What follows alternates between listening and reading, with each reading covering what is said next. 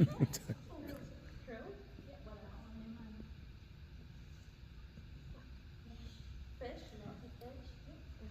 bacteria. Hey, I was gonna say that.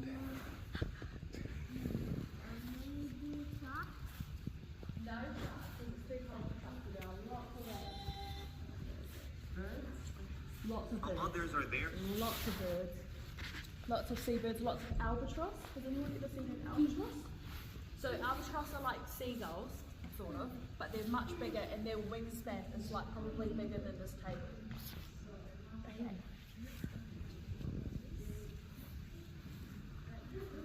They fly. They fly.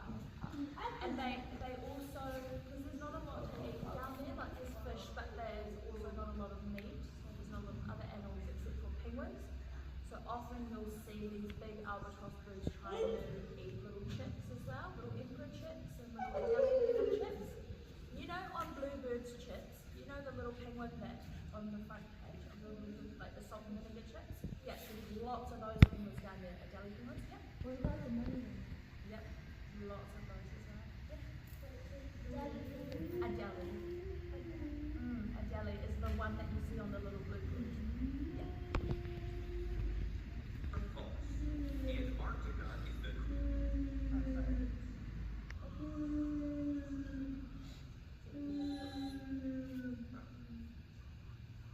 Let's see if you're ready. True. What kind of animals live in Antarctica? Several types of penguins, leopard and whale seals, killer whales or orca, fish and krill. What turns the snow pink and other colors in summer in Antarctica? Yep. Algae. Yep. And what are the colours? What are the colours that the snow turns? Yep. Green. Yep. Just one. Red. Yep. Pink. Yep. Grey. What else? Yellow. Exactly. How do you guys know these things? Because did it in the video. Okay. That's good. Snow algae. Who discovered Antarctica? Who was the first person on Antarctica? So James Cook. James Cook. And who was the first person who made it to the South Pole? His name starts with R. I'll give you a clue. Oh, what? Yeah, just say it. Ralph, do you remember? Very close. Pretty much, yeah. His last name starts with A. His last name starts with A and his first name starts with R. Yep. Anderson. Pretty close, pretty much. His name's Roald Amundsen. Oh, that's Yeah. Amundsen. Amundsen. Weird. That's a weird last name. Experiments in 1961. Jump colors in summer in Antarctica. Snow algae. Who discovered Antarctica? Roald Amundsen. Nice job, Antarctica expert. Perhaps the coolest thing about Antarctica is that it belongs to everyone and not just one single country. In fact, in 1961, the Antarctic Treaty was signed, and it says that very thing. It states that scientists who carry out experiments in Antarctica must share their results with the different countries that signed the treaty. It also states that people who visit Antarctica should care for the environment and only use the land for peaceful purposes. What a cool continent. Hope you had fun learning with us. Okay, so can you live on Antarctica? Yeah.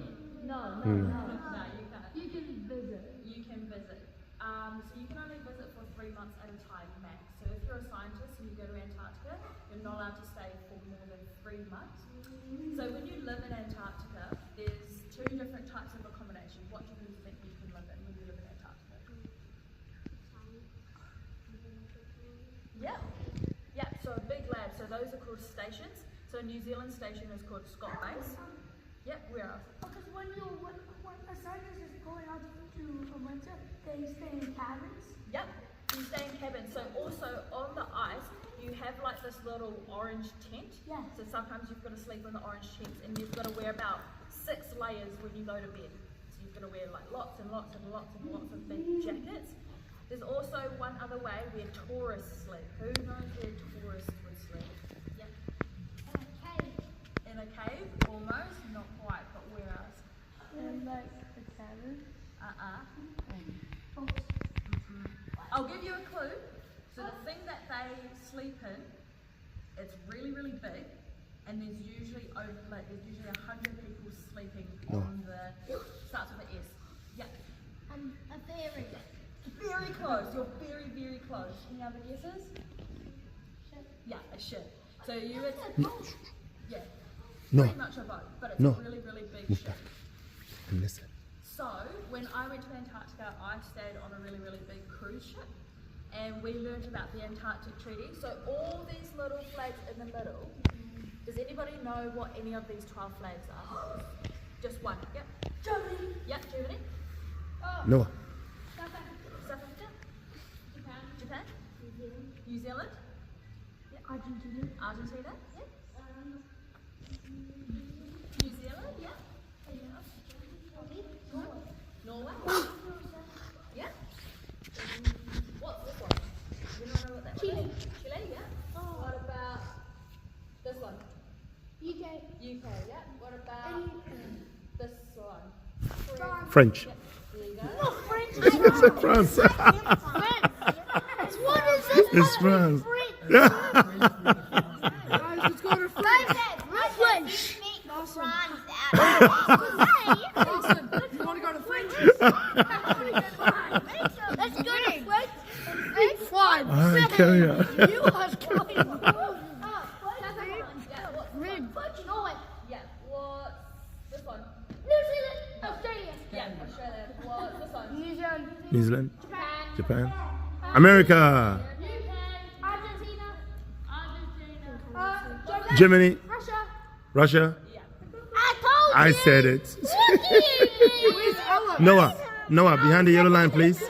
Noah, psst. Behind the yellow line, please. You too, Natalie. I want you behind the yellow line. No, behind it. Listen. Noah, focus. Time is against us. Behind the yellow line, and listen.